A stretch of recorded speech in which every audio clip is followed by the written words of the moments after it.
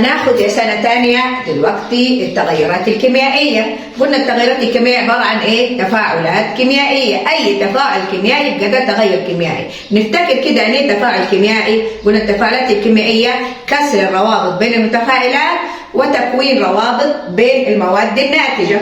طيب عشان نعرف التفاعل الكيميائي ماس ولا طارد للحرارة لازم أراقب وسط التفاعل، اللي هو الوسط اللي بيتم فيه التفاعل، اللي هو الكاس اللي بيتم فيه التفاعل والخليط بتاع التفاعل بعد ما انتهى التفاعل. هنجيب مثلا عندي ناخد الاول كاس وهنضع فيه مثلا حمض الهيدروكلوريد، وهجيب مثلا شريط المغنيسيوم هرميه في الحمض كده. قبل ما ارمي الشريط شوفوا انتبهوا معايا، انا عندي الكاس هنا هو وسط التفاعل ايه؟ الكاس اللي فيه حمض الهيدروكلوريد. هعمل ايه؟ هشوف درجة الحرارة T1 دي قبل التفاعل. بعد كده هرمي شريط المغنيسيوم جوه الحمض، هروح احسب ايه؟ درجة الحرارة بعد ما رميت شريط المغنيسيوم. استنى مثلا كده دقيقة او بضع ثواني، بعد كده احسب درجة الحرارة T2 درجة الحرارة بعد التفاعل. سامع اللي بيقول لي دي فكرة زي ذوبان؟ ايوه فكرتها زي الذوبان فعلا، زي الذوبان، بس هنا بيتم التفاعل كيميائي مش ذوبان. التفاعل الكيميائي هنا بكسر روابط، هي نفس الفكرة فعلا. طيب هنا هنراقب درجة الحرارة عشان يبقى التفاعل طارد. هلاقي ايه؟ هنا T1 T2 بتخاطب مين؟ وسط التفاعل وخليط التفاعل. خليط التفاعل ده بعد التفاعل، يعني بعد ما اختلطت المواد ببعض. بصوا معايا، تفاعل طارد هلاقي T2 أكبر من T1، يعني درجة الحرارة النهائية أكبر من درجة الحرارة الابتدائية اللي هي بداية التفاعل. يعني معنى كده إن ده التفاعل طارد الحرارة. أيوة، طب نعرفه، هنقول التفاعلات كيميائية يتم فيها، قلنا مفتاح إجابتي إيه؟ انطلاق طاقة إلى الوسط المحيط كناتج من نواتج التفاعل. ايه معنى الجزئية دي؟ بصوا معايا هنا، ايه معنى الجزئية دي؟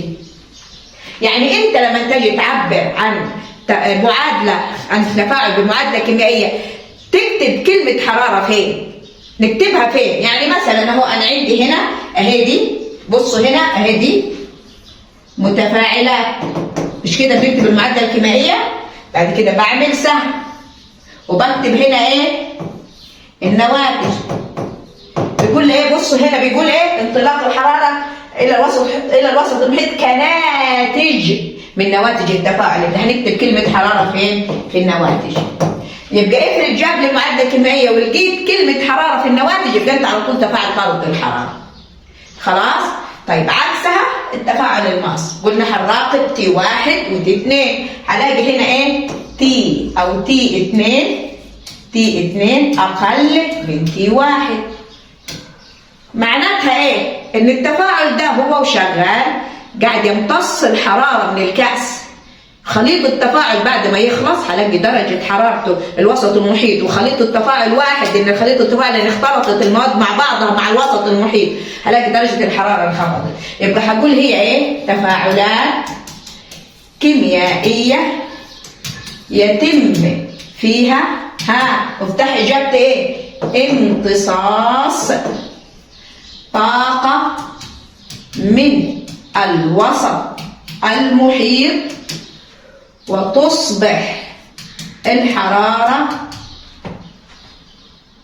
أحد ضمن المتفاعلات. أقول تصبح الحرارة عشان نبقى عارفين، اصبروا خليكم معايا هنا، وتصبح الحرارة ضمن، معلش كده، ضمن المتفاعلات. يعني ايه؟ يعني لما نجي نكتب المرة دي التفاعل هنمثله ازاي؟ اي تفاعلات كيميائية لازم امثلها بمعادلة كيميائية. هنمثلها ازاي؟ بصوا معايا هنا بنكتب ايه؟ قلنا المتفاعلات، هلاقي زائد هكتب كلمة حرارة واروح اكتب هنا ايه؟ النواتج. ده فرق جوهري في المعادلات الكيميائية. نلاحظ انت كتبت لي في المعادلة الكيميائية الحرارة فين؟ كتبتها في النواتج يبقى ده طارد، كتبتها في المتفاعلات يبقى ده ماس. يبقى دي أول طريقة أقدر أميز بيها التفاعلات الماسة والطاردة للحرارة من المعادلة الكيميائية، عشان لسه في كذا طريقة جايين. خلاص؟ ناخد أمثلة للتفاعلات الطاردة للحرارة ونرتب أفكارنا وإحنا بنذاكر سنة ثانية.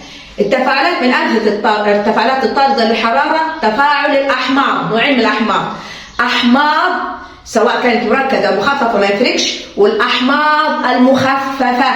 لاحظوا عشان الأحماض المخففة ما نخبطش فيها لما ناخد الماس. الأحماض المخففة بتتفاعل مع حاجتين. بصوا معايا، أول حاجة الأحماض المخففة. بصوا هنا الأحماض المخففة تتفاعل واحد هنا، بصوا معايا واحد هنا، واحد مع كربونات الصوديوم. ايه هي كربونات الصوديوم؟ رمزها Na2CO3. فاكرين اصلا احنا كنا المواد التي تذوب كنا بنقول عليها برضه طاردة في المواد الذائبة، كنا برضه بنقول عليها ايه؟ طاردة للحرارة. بس المرة دي هنا هيحصل تفاعل، هنا مش مية، انا هجيب حمض مخفف خلاص مع كربونات الصوديوم. هنا هيبقى كسر روابط، ما بنقولش عليها ذوبان، هنا هيبقى في كسر روابط. اما في الميه هناك مجرد ذوبان بس، تفكك بس اللي بيحصل. خلاص؟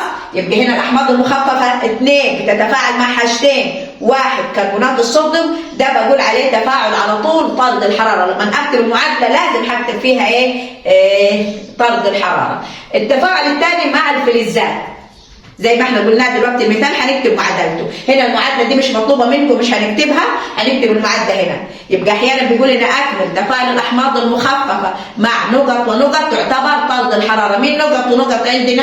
اللي هي كربونات الصوديوم والفلزات. نشوف المعادله هنا، هنكتب الفلز اللي اخذناه ايه؟ بصوا معايا Mg خلاص اهو ده الفلز زائد HCl ده الحمض. طيب هنا هكتب على السهم ايه؟ مخفف. طيب هلاحظ ايه؟ الام جي ايون موجب، وهنا الهيدروجين ايون موجب. هيحصل ايه؟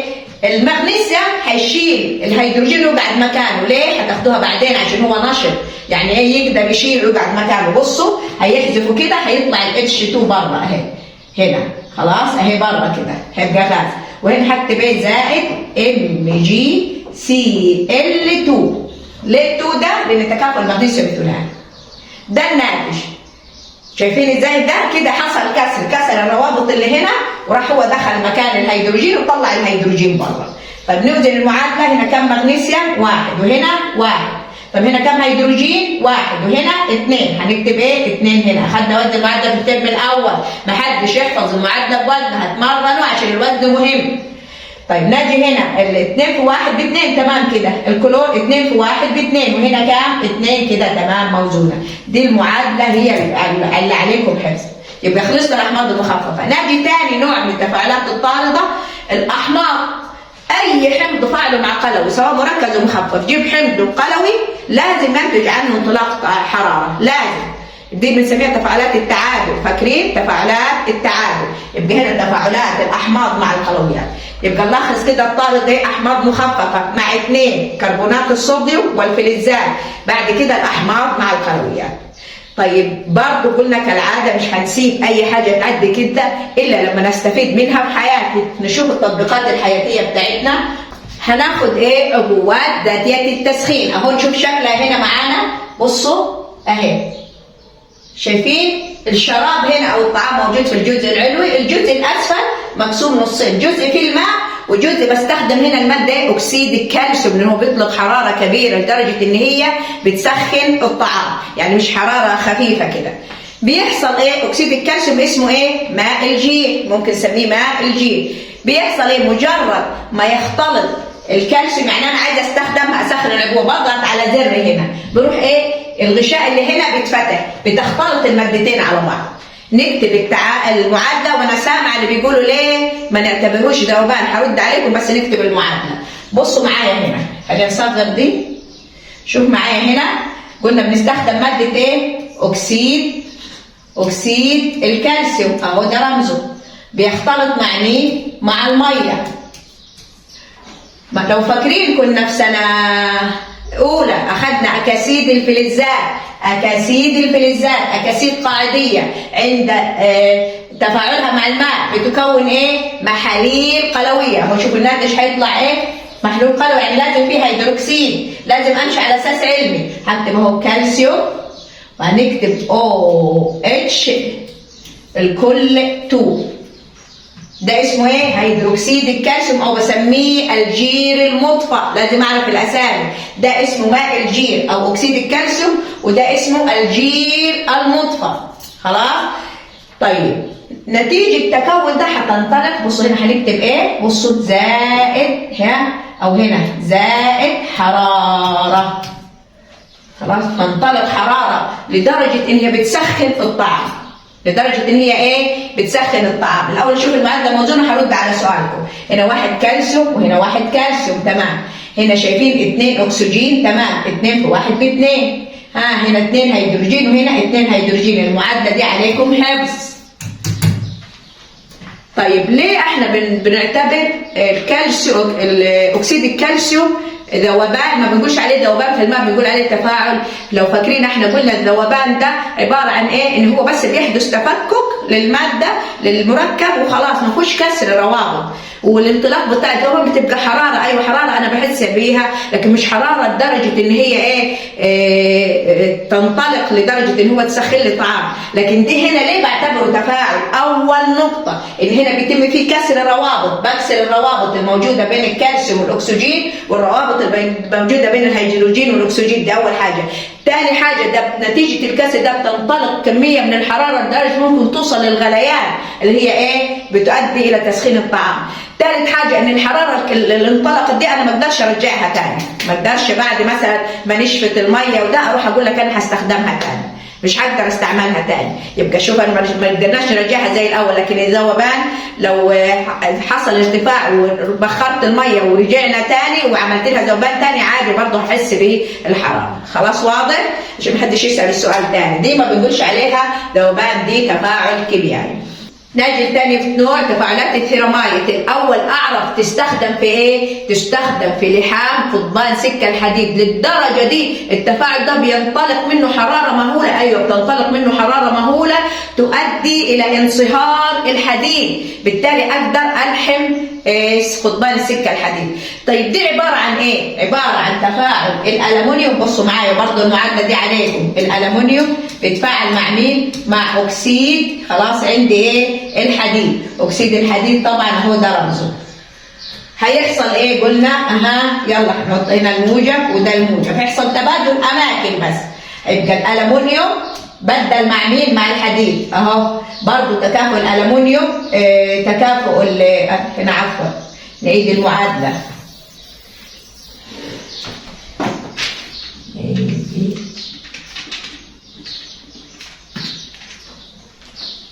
بصوا معايا ايه اللي هيحصل هنا. نكتب المعادله اهو، عباره عن الومنيوم زائد اكسيد الحديد. طبعا تكافؤ الحديد ثلاثي وتكافؤ الاكسجين ثنائي. اللي بيحصل تبادل بين الاثنين دول، بيبدلوا اماكنهم. هنكتب ايه؟ يلا الناتج ALO اهو. تكافؤ الاكسجين ثنائي، تكافؤ الالومنيوم ثلاثي، ده بالصدفه. خلاص؟ يبقى هنا هيطلع مين؟ زائد، قلنا هيطلع مين بره اهو؟ الحديد بره، زائد حراره مهوله كمان. واضح؟ طيب نوزن المعادله. عندي هنا 1 ألمنيوم وهنا 2 ألمنيوم، هنكتب هنا 2. طب عندي هنا 2 حديد وهنا 1 حديد، هنكتب هنا 2. طب هنا 3 أكسجين و3 أكسجين كده اتوزنت. خلاص؟ شايفين ده بينطلق منه كميه من الحراره تؤدي الى صهر الحديد، بالتالي اقدر الحم القضبان. ناجي بعد كده شايفين حتى الحشرات ذكيه استفادت من التفاعلات الطارده من الحراره. في بعض الحشرات مضيئه، الغرض من الاضاءه دي حاجتين: اما حمايه نفسها من العدو او تستخدمها في عمليه التزاوج. طيب الاضاءه دي جت من فين؟ مجرد تفاعلات كيميائيه بتتم في جسمها. طيب بتنطلق الحرارة هنا على هيئة ايه؟ ضوء. يبقى هنا النقطة دي مهمة، الحرارة هنا تظهر على هيئة ايه؟ ضوء. خلاص؟ كده عرفنا التفاعلات الطاردة للحرارة. ندخل على التفاعلات الماصة للحرارة. من أمثلة التفاعلات الماصة للحرارة الانحلال الحراري. أشهر المواد اللي بتنحل حراريا اللي هو مين؟ الحجر الجيري. التفاعل ده معاكم يا سنة تانية، نكتب التفاعل بتاعه كربونات الكالسيوم. كربونات الكالسيوم بنسميها ايه؟ الحجر الجيري. طيب قلنا انحلال حراري يعني ده تمتص حراره عشان تقدر تدفع. يعني ايه انحلال؟ يعني افكها. هنكتب ايه؟ زائد الحراره، شايفين هنا كاتبينها فين؟ زائد حراره. الناتج هيديني ايه؟ اكسيد الكالسيوم ويتصاعد غاز ثاني اكسيد الكربون، ويتصاعد عندي غاز ثاني اكسيد الكربون. كده واضح؟ نشوف المعادله موزونه ولا لا. هنا عندي واحد كالسيوم وهنا واحد كالسيوم، هنا واحد كربون وهنا هو واحد كربون، هنا 3 اكسجين، هنا 1 و2 3 اكسجين. طيب نجي هنا تاني نوع، انحلال غاز الاوزون. عارفين غاز الاوزون ده الطبقه اللي بتحمينا من الاشعه الفوق بنفسجيه. عارفين بيتكون ازاي؟ عن طريق عمليات الانحلال. طبعا هو ليها شرح احنا مش عايزين نشرحها عشان ما نتوهكمش، بس خليكم عارفين ان انحلال غاز الاوزون في طبقه الغلاف الجوي دي تفاعلات تمتص الحراره. طيب نجي هنا النقطه اللي بنختلف فيها، شايفين احماض مخففه مع مين؟ مع بيكربونات الصوديوم، برمزها NaHCO3. هنا شوفوا جايبينها ايه؟ كنا بنقول مع مين؟ مع كربونات الصوديوم، احماض مخففه مع كربونات الصوديوم. هنا بقول ايه في الماصه؟ احماض مخففه مع بيكربونات الصوديوم. وانتبهوا ممكن يقول لك الاحماض المخففه مع نقط ماص. مين ماص؟ مع مين؟ مع بيكربونات الصوديوم. طب مع نقط ونقط طارد مع مين؟ مع الفلز قلنا وكربونات الصوديوم. خلاص؟ يبقى دي التفاعلات الماصه للحراره. في جزئيه هنا مهمه في التفاعلات الماصه للحراره. كان هنا جاب لنا كاس فيه ماء، خلاص، وشوف هنا قاعده خشبيه، اضاف مادتين عندنا هنا. المادتين دي عباره عن ايه؟ كلوريد الامونيوم. اصل اي حاجه امونيوم غالبا بتكون ماصه للحراره، واضاف معاها هيدروكسيد الباريوم. المادتين دول بيمتصوا الحراره بكميه كبيره من الميه، لدرجه ان الميه، شوف اول ما كبها في الدورة هنا، شايفين من كتر ما امتصت والمية بردت، شايفين المية اللي طلعت بره اللي بين الدورق وبين الخشبة اتجمدت، لدرجة ان من كتر ما اتجمدت الدورق لزق في الخشب. دي شديدة الامتصاص للحرارة. المادتين دول بتمتص، بتاخد الحرارة من فين؟ بتمتصها من الوسط المحيط اللي هي المية. احيانا بيسألكم ليه تجمدت هنا الماء الموجود بين الدورق والخشب؟ لأن المادة دي بتمتص الحرارة بدرجة كبيرة. واضح؟ يبقى دي كمان من التفاعلات الماصة للحرارة. طيب كده ندخل على جزء مهم اللي هي الوسادة الهوائية. خليكم معايا هنا عشان دي فيها مشكلة. الوسادة الهوائية هل دي بتعتبر ماصة ولا طاردة للحرارة؟ ودي عملت لنا لبس كبير. الوسادة الهوائية أصلا هنا موجود فيها إيه؟ موجود فيها مادة اسمها أزيد الصوديوم. بصوا معايا كده، المادة دي اسمها أزيد الصوديوم. ده اسمه أزيد وهي الصوديوم. بيحصل ايه فكرتها؟ اني بديل للمادة دي شوية شرارة كهربية. نتيجة الشرارة الكهربية دي بتنطلق حرارة. هنشوف دلوقتي الفيديو وهتنحل الجزئين مهمين، الصوديوم لوحده خلاص والنيتروجين لوحده. الغاز ده هو اللي بيملأ الوسادة الهوائية، هو اللي بيملأ ايه؟ الوسادة الهوائية. طيب احنا عايزين هنا، طبعا انا المعادلة مش موزونة، هي دي المعادلة مش مطلوبة منكم، بس نشوف عايزين نقتنع من فين. احنا بنقول ده هنا انحلال، هنا انحلال أزيد الصوديوم، واحنا من شوية هنا بنقول انحلال الحراري وهنا انحلال، دي تفاعلات ماصة. اشمعنى هنا في الوسادة الهوائية لما قلنا انحلال قلنا ده تفاعل طارد مش ماص؟ بصوا معايا الفيديو هنا، خليكم معايا.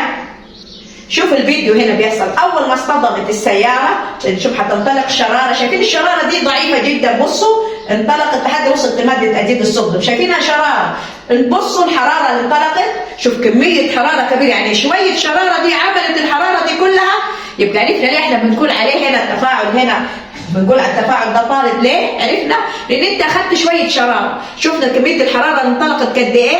يبقى لو أقارن بين الاثنين، مش انت شويه دي، عشان انت شويه دي هروح اقول عليه تفاعل ماص، يبقى دي هنا تفاعل. انتبهوا دي برضو نقطة بنغلط فيها. هنا خلينا معانا كده نرجع لسبورتنا. هنا قلنا الوسائد الهوائية عملية طاردة ولا ماصة؟ قلنا ها أظن كده اطلعنا بالخط الكبير نكتب طارد للحرارة. ليه؟ لأن الحرارة اللي نتجت أو انطلقت كانت أكبر من الشرارة اللي أدت إلى عملية الانحلال. كده واضح؟ طيب نكمل بقى ندخل في المهم والتجيب. نجي لنقطة مهمة يا سنة تانية انتوا بتلخبطوا فيها كتير خالص. أي تفاعل كيميائي لازم يتم فيه حاجتين أساسيتين، كسر وتكوين. الكسر بيتم فين؟ بصوا معايا اهو. عندي هنا هنا الجزء ده اسمه ايه؟ متفاعلات. بيتم فيه ايه؟ كسر روابط. بما ان الكسر عمليه كسر روابط هيمتص طاقه ولا هيطرد طاقه؟ لا، اي كسر روابط تحطوها في دماغكم بيمتص طاقه بتصاحبوا ايه هنا؟ طاقه ممتصه. عشان اكسر لازم يمتص طاقه. طيب نجي هنا في حاجه اسمها نواتج. في النواتج دي بيتم فيها كسر ولا تكوين؟ لا، النواتج تكوين روابط. تكوين روابط دائما بتكون عملية طاردة للحرارة، يعني بيصاحبها طرد. يعني ايه؟ طاقة. هنا هنقول طارد يعني ايه؟ طاقة منطلقة. يبقى طاقة ممتصة في التفاعلات الكيميائية يعني أنا بكسر. قلت لك طاقة منطلقة يعني أنا هنا إيه؟ بكون. طاقة ممتصة مكانها فين؟ مع المتفاعلات. طاقة منطلقة مكانها مع النواتج. دي أول نقطة. طيب أنا أقدر أحدد نوع التفاعل وفقا للطاقة الممتصة والطاقة المنطلقة. إزاي؟ قال إيه؟ إذا كانت الطاقة المنطلقة المنطلقة أكبر من الطاقة الممتصة، يبقى في الحالة دي التفاعل إيه؟ طارد للحرارة. وهشرحها دي، هنشرحها اصبر. إذا كانت الطاقة المنطلقة أقل من الطاقة الممتصة يبقى التفاعل ده إيه؟ ماس للحرارة. دي تاني طريقة أنا أقدر أعرف بها التفاعلات الطاردة والماس. أول حاجة قلنا مكان الحرارة بكتبها في النواتج ولا في المتفاعلات. تاني طريقة لما نديني قيمة الطاقات اداني تفاعل كيميائي زي اللي هنشوفه دلوقتي اهو. بصوا هنا اداني تفاعل كيميائي، ده تفاعل معدة اسمها ايه؟ تكوين المية. عشان اكون المية قال ايه؟ محتاج هنا ايه؟ انت ذرتين او جزيئين هيدروجين. اهو ده الهيدروجين الاول بينهم رابطة هنا، والثاني اهو بينهم رابطة هنا. هنا دول انا محتاج اكسر الرابطة. همتص قد ايه؟ قال لك 872. طيب نرجع هنا الاكسجين. هنا قال ايه؟ فيها رابطتين، عشان اكسرها محتاج امتص كام؟ 498. مجموعهم الاثنين دول هيديني كام؟ 1370. خليكم معايا النقطة دي بتعمل معانا شوية لبس.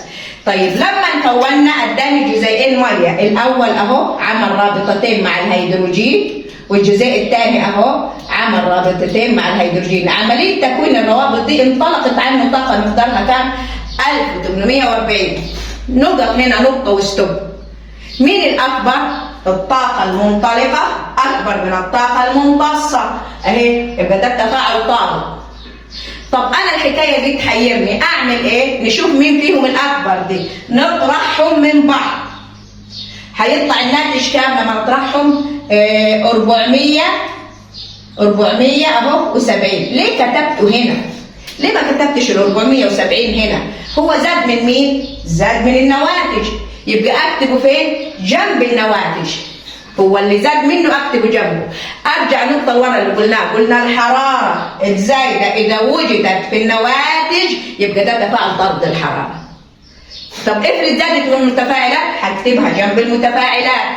وقلنا اذا الحراره موجوده جنب المتفاعلات يبقى ده التفاعل ايه؟ ماس للحراره. خلاص فهمنا؟ اظن دي نقطه سهله اذا مش عايز احفظ طاقه منطلقه وطاقه ممتصه.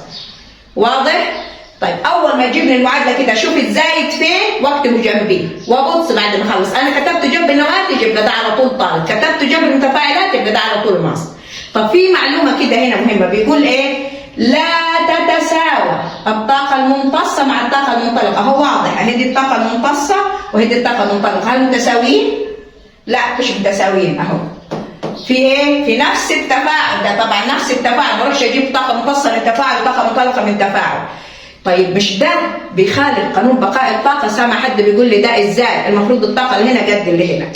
ما هي فعلا قد اللي هنا، مش القيم. بصوا معايا الفائض ده اللي هنا ده اهو، الفائض ده هوديه هنا واجمع. قلنا مين اللي بيعوض ده؟ الفائض. لو جمعته مع ده الكفتين ساعتها هتتساوى. خلاص واضح؟ فهمنا؟ طيب هنا طبعا قال لي في الاخر نلاحظ الطاقه المنطلقه اهي زي ما قلنا اكبر من الطاقه الممتصه، يبقى ده التفاعل طارد الحراره. يبقى دي ثاني طريقه اقدر اعبر بها التفاعلات الكيميائيه. اول طريقه كان في المعادله الكيميائيه، ثاني طريقه بالطاقه الممتصه والطاقه المنطلقه. ممتصه يعني في المتفاعلات، منطلقه يعني في النواتج. كده وضحت؟ ندخل على التقييم اللي بيلخبطنا دايما اللي هي ايه؟ منحنيات الطاقه. شوفوا معايا هنا المنحنى ده راجع لنا الكلام اللي قلناه في الاول. نراجع الكلام اللي قلناه في الاول ونرجع للنقاط الجديده. اول طريقه عشان نعرف بها التفاعل الكيميائي ده ماسه وطارد، قلنا درجه حراره الوسط المحيط. اهو كاتبها، شايفين اهي؟ 1 درجه حراره الوسط المحيط. اعرف طارد ايه؟ T2 اكبر من T1. هنا اهي برضو درجه حراره الوسط المحيط. هنا ايه؟ T2 اقل من T1. تاني طريقة قلنا عن طريق ايه؟ المعادلة الكيميائية. شايفين اهي المعادلة الكيميائية دي، طبعا هنا 1 اهي المعادلة الكيميائية. قلنا التفاعل الطارد، هنا هلاقي كلمة حرارة مع مين؟ مع النواتج. هنا هلاقي كلمة حرارة مع مين؟ مع المتفاعلات، ده قلناه في أول الفيديو. تالت طريقة هي 3 الطاقة المنطلقة أكبر من الطاقة الممتصة. نشوف فين الطاقة المنطلقة؟ هنا اهي، دي كلها طاقة منطلقة. نحسب قيمتها ازاي؟ شوفوا من هنا من 100 لحد 20 نطرحها من بعض هتديني كام؟ 80. طيب فين الطاقة المنطلقة؟ اهي من القمة لحد طاقة المتفاعلات اهي. هنحسب قيمتها ازاي؟ هقول 100 ناقص 80 هتديني كام؟ 20. شايفين اكبر ازاي؟ خلاص. طيب هنا العكس، هنقول ايه؟ الطاقة برقم 3 اهي، الطاقة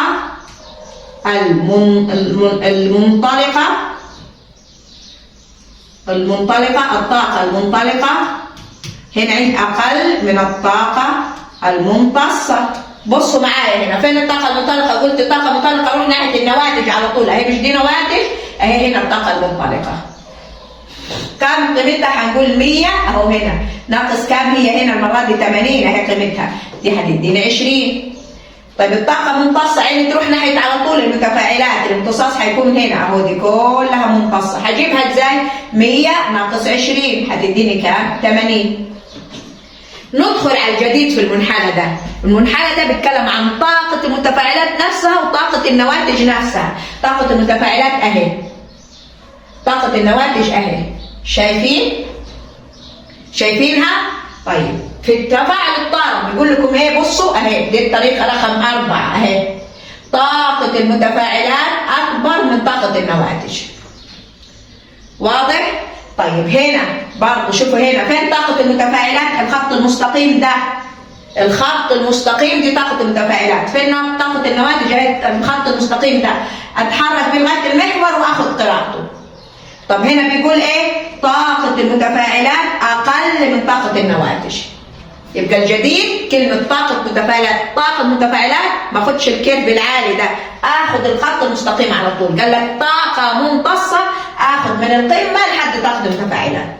يبقى دي الطريقة الكامل الرابعة. يبقى أول واحدة درجة حرارة الوسط المحيط، 2 بتكلم عن كتابة المعادلة بكتب الحرارة فين، 3 الطاقة الممتصة والطاقة المنطلقة، 4 طاقة المتفاعلات وطاقة النواتج.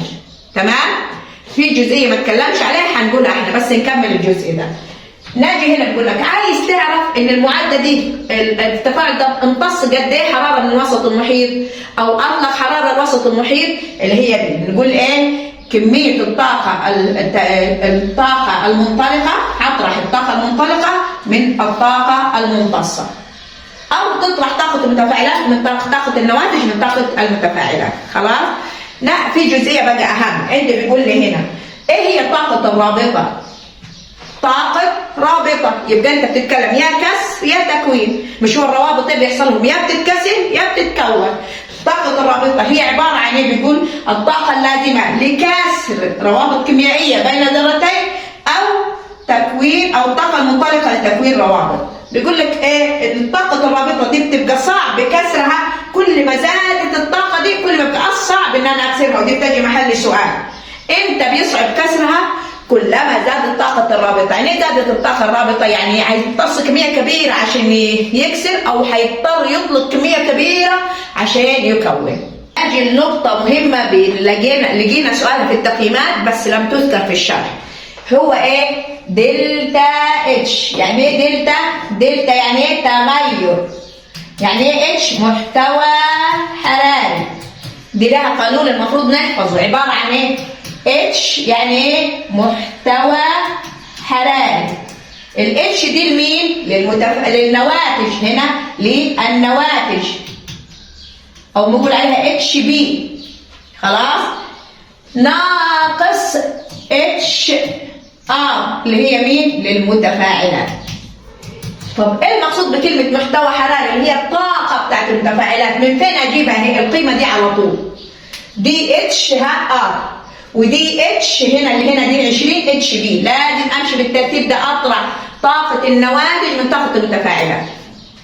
نجي كده نجرب نشوف هتطلع الاشاره ايه، ودي مهم. ما اخدش الطاقه الممتصه والطاقه المنطلقه، اخد طاقه المتفاعلات، لان لو خدنا الطاقه الممتصه والطاقه المنطلقه مش هيدي الكلام اللي بقول عليه. في الطاقه الممتصه والمنطلقه بنعكس، مش عايزين نتوه. بصوا معايا هنعمل ايه. هنا بيقول نمسك التفاعل الطارد. النواتج كام عندي هنا؟ التفاعل الطارد كام النواتج؟ بصوا معايا كام قيمتها؟ هنا 80. اقصد هنا مش هناخد ال 80 دي، عفوا. بصوا معايا هنا، انا مش هاخد ال 80 دي، اسمها طاقة منطلقة. انا مش هاخد دي، هاخد ايه دي؟ اهي دي. هقول كام؟ 20 ناقص طاقة المتفاعلات. مش هاخد دي اسمها طاقة ممتصة. انا هاخد دي اللي هي كام؟ ناقص 80. شوفوا هيطلع الناتج كام؟ ها؟ هيطلع كام؟ 60. ها؟ سالب 60. يبقى التغير في المحتوى الحراري للطارد لازم اشارته سالب. اهو بصابته. شفت القيمه اللي كنت ناخدها؟ ما ناخدش التانيين. لو عملنا التانيين هيطلع مش بالسالب، التانيين بنعكس. طيب ناجي دلتا اتش للماس، نطبق القانون. ها هنقول النواتج فين قيمتها؟ اهي النواتج، شايفين؟ اهي. مش هاخد دي، هاخد دي. امشي كده المحور الصادر يقول لي 80، يبقى هقول ايه؟ 80. المتفاعلات اهي، هاخد دي، مش هاخد القيمه دي، هاخد دي قلنا اسمها ممتصه، لكن هي دي طاقه المتفاعلات. هاخد كام؟ ناقص 20 هتساوي كام؟ موجب 60. شايفين جت الاشارات منين؟ وشفنا القيمه اللي بناخدها ايه؟ وعشان اسهل على نفسي ميم ماس ميم موجب، عشان ما جاتش في الامتحان هو مين اللي ماس ومين اللي طارد ومين اللي سالب ومين الموجب. اظن كده اتضح المنحنى ده، مش عايزين نرجع نتلخبط فيه تاني. كنا عملنا فيديو قصير ممكن نرجع له نشوفه في سلسله المختصر المفيد. خلاص؟ طيب كده خلصنا كل التغيرات الحرارية. الدرس الأول المصاحب للتغيرات الفيزيائية، الدرس الثاني المصاحبة للتغيرات الكيميائية. هندخل على الاحتراق، الدرس الأخير. خليكم معايا.